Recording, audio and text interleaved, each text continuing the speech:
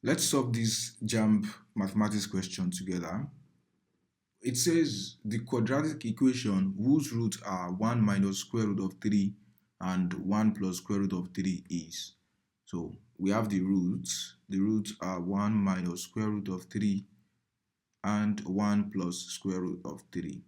Whenever you are given a problem like this, know that if you know the root of a quadratic equation, so let alpha and beta be the roots. Let them be the roots of any quadratic equation. Then you can get the equation of that quadratic equation using this. X squared minus sx plus p equals 0. Now what is s? S is what I would define as sum of roots, while p is product of roots.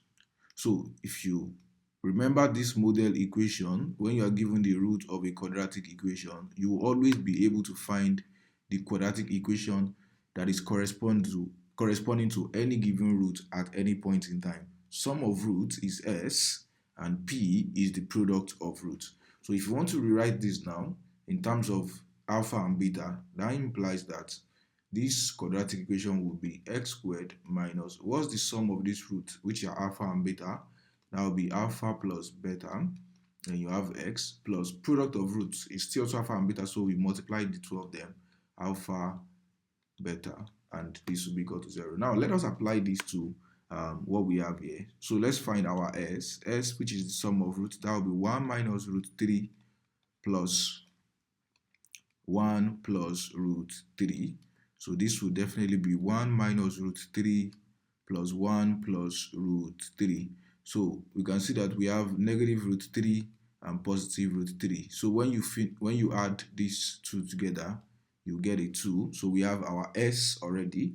Now let's get the product of roots. This is 1 minus root 3 multiplied by 1 plus root 3.